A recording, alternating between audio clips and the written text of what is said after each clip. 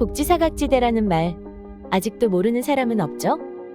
처음 등장했을 때는 기초생활수급자보다 조금 경제 수준이 높아 혜택에서 제외되는 차상위 계층을 비유적으로 표현하는 단어로 사용되었다면 최근 들어 그 의미가 점차 넓어지며 학대 피해 아동, 자립준비 청년 등 눈에 잘 띄지 않거나 행정력이 미치지 않아 도움을 받지 못하는 대상들까지 통틀어 이야기하는 단어로 쓰이고 있습니다.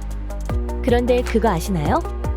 우리 사회에는 아직 발굴되지 않은 사각지대 중에 사각지대에 있는 아이들이 존재하고 있다는 사실. 이 아이들은 바로 숨겨진 피해자, 제2의 피해자라고도 불리는 수용자 자녀입니다. 수용자 자녀라는 단어 자체가 생소하실 텐데요.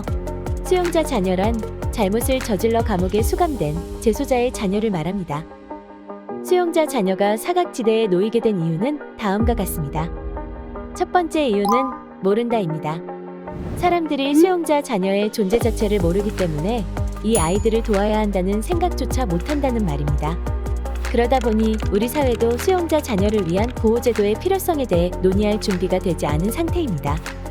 실제로 우리나라 아동 관련 정책 중 가장 포괄적이라 할 수 있는 아동복지법과 아동정책 기본계획에 수용자 자녀에 대해 언급된 곳은 한 곳도 없습니다. 지난 4월 13일 정부가 발표한 아동정책 추진방안에도 수용자 자녀의 문제는 빠져 있었습니다. 두 번째 이유는 바로 우리 사회의 편견과 차별 때문입니다. 여기 한 아이가 있습니다. 다른 또래 아이들과 별 다를 바 없는 평범한 아이인데요. 이 아이가 수용자 자녀라는 게 알려진다면 주변의 반응은 어떻게 변할까요?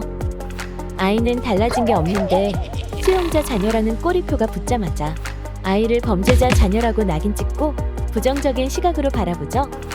이게 바로 사회적 편견과 차별입니다. 어느 날 갑자기 수용자 자녀가 된 아이는 사회적 편견과 차별 속에 무방비 상태로 노출되고 지원을 받을 수 있다고 하더라도 수용자 자녀라고 인식될까봐 오히려 그 사실을 숨기고 지원을 피하게 됩니다. 제도를 마련함에 있어서도 골든타임이 존재합니다. 우리나라는 1991년 전 세계의 아이들이 누려야 할 모든 권리를 담은 약속, 유엔 아동 권리협약에 동의해 가입했고 5년마다 아동 권리 증진을 위해 어떠한 노력들을 했는지 유엔 아동 권리위원회에 보고하고 있습니다.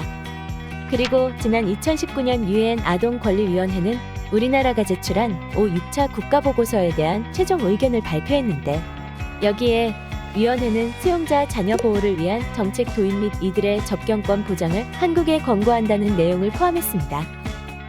국제기구에서 처음으로 한국의 수용자 자녀 문제에 집중하며 개선을 요청한 것이죠.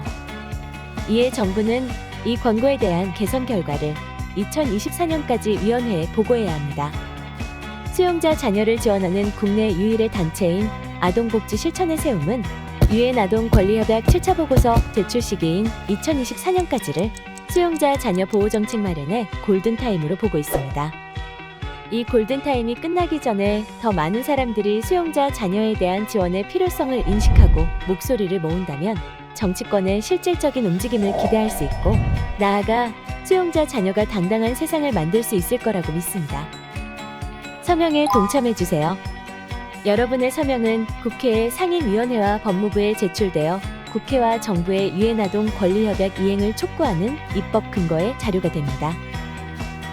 숨겨진 수용자 자녀가 세상의 중심에 당당히 설 수 있도록 숨겨져 보이지 않던 인비저블 칠드런을 제도 안으로 인식키고 비저블 할 수 있도록 세움과 함께 해주세요.